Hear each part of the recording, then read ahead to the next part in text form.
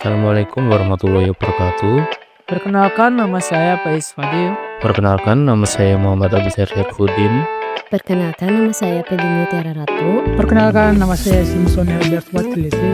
Di sini kami perwakilan kelompok 3 akan membahas tugas unit 3 pada SAP Fundamental, yang dimana SAP ini merupakan materi dasar atau pengenalan komprehensif tentang sistem SAP, yaitu System Application and Product in Data Processing sebagai perangkat lunak ERP, atau bisa disebut juga Enterprise Resource Planning, yang mencakup konsep inti, navigasi sistem yaitu login antarmuka dan bantuan, dan gambaran umum modul-modul utama seperti keuangan, logistik, dan SDM, yang dimana berfungsi sebagai landasan penting untuk memahami bagaimana SAP mengintegrasikan proses bisnis perusahaan secara keseluruhan dan mempelajari modul lanjutan.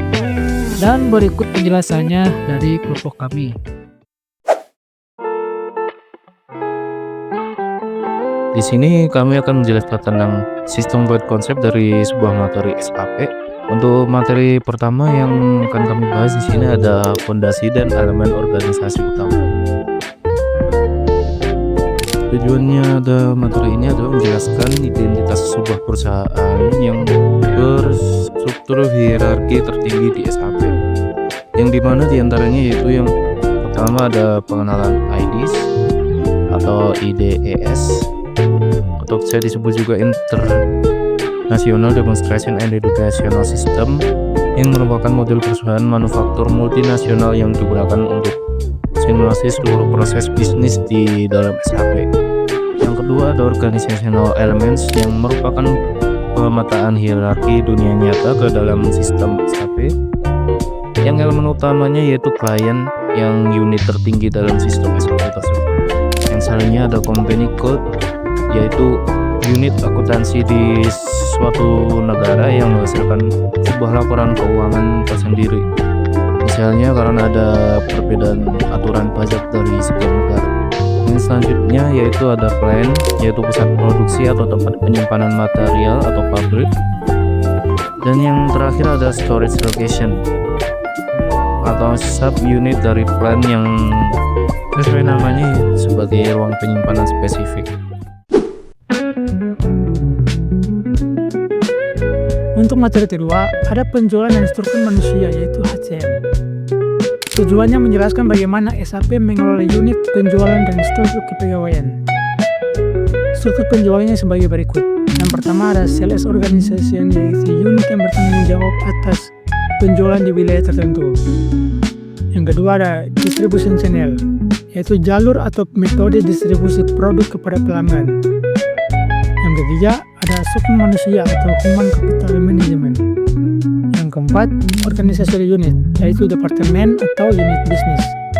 Berdasarkan fungsinya, di sini ada bagian-bagian seperti berikut, yaitu ada jobs, position, dan juga person. Untuk materi ketiga, di sini ada master data atau bisa disebut juga pelanggan dan material. Tujuannya yaitu menjelaskan konsep data terpusat dan dua master data terutama pada SAP. Di antaranya di sini ada konsep master data, yaitu data yang disimpan secara terpusat, menghindari duplikasi, dan dapat diakses oleh elemen yang memiliki otorisasi. Yang kedua ada customer atau data pelanggan, yaitu berisi informasi relasi perusahaan dengan pembeli maupun supplier, yang dimana terdiri dari 3 level. Di antaranya ada general data, company code, sales area data, dan juga material master sebagai informasi mengenai barang dijual, produksi, atau disimpan. Data-data tersebut pada umumnya dikelola pada level plan. Untuk materi terakhir, di sini ada personal file dan transaksi. Tujuannya menjelaskan integrasi data karyawan dan bagaimana operasional dijalankan di SAP. Di antaranya ada personal file, yaitu master data unik untuk HCM yang memungkinkan pemetaan struktur organisasi ke dalam sistem secara cepat. Yang kedua ada transaction, yaitu program aplikasi yang mengeksekusi proses bisnis perusahaan. Dan yang ketiga atau yang terakhir ada integrasi data dan dokumen, yaitu saat dimana membuat transaksi seperti contohnya yaitu sales order. Sistem otomatis menyalin informasi dari master data agar user tidak perlu input ulang, dan setiap transaksi yang berhasil dieksekusi akan menghasilkan dokumen sebagai catatan bukti operasional. Dokumen ini juga berisi gabungan informasi dari organisasional elemen, master data, dan rincian transaksi itu sendiri. Dan oke, untuk selanjutnya di sini saya akan menjelaskan tentang poin-poin atau bagian-bagian yang sudah dijelaskan oleh teman-teman saya di kelompok.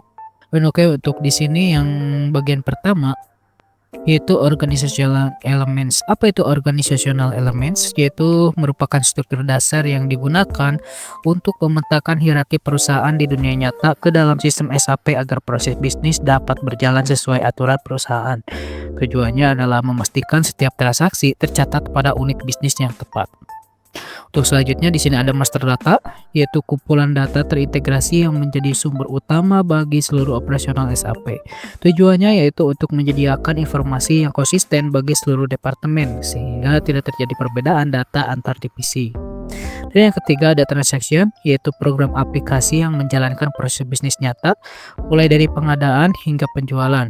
Tujuannya adalah mengeksekusi operasional harian dan mencatat hasilnya dalam bentuk dokumen permanen. Dan untuk yang keempat ada unsur-unsur organisasional elemen. Jadi apa itu unsur-unsurnya? Itu terdiri dari client, company code, plant, storage location, sales organization, distribution channel, organizational unit, position, job, dan juga person. Dan yang kelima ada client. Apa itu client? Klien adalah unit tertinggi dalam sistem SAP yang memiliki database sendiri, yaitu mencakup seluruh data perusahaan dalam satu sistem. Ya, contohnya adalah ID itu sendiri.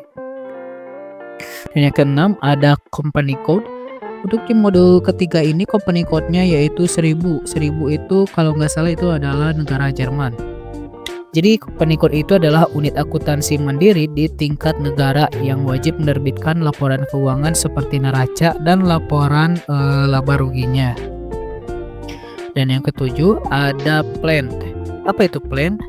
Plant itu adalah lokasi fisik yang berfungsi sebagai pusat produksi, tempat manajemen inventaris, dan pusat penilaian stok material. Dan yang kedelapan ada storage location. Jadi storage location itu adalah unit terkecil di bawah plant yang digunakan untuk membedakan lokasi penyimpanan barang secara spesifik di dalam gedung. Yang kesembilan, di sini ada sales organization. Apa itu sales organization? Sales organization adalah entitas yang bertanggung jawab secara hukum atas penjualan produk dan layanan di wilayah tertentu. Dan yang ke-10, di sini ada distribution channel. Apa itu distribution channel? Distribution channel itu adalah mekanisme atau jalur yang digunakan perusahaan untuk menyalurkan produknya kepada pelanggan. Sebagai contohnya adalah grosir atau retail.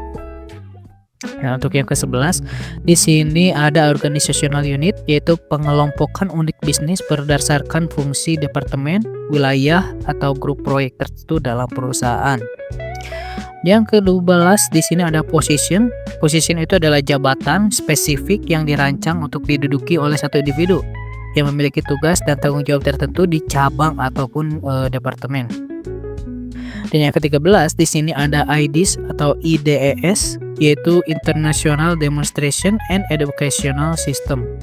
Itu perusahaan manufaktur global yang digunakan sebagai standar pembelajaran proses bisnis di SAP.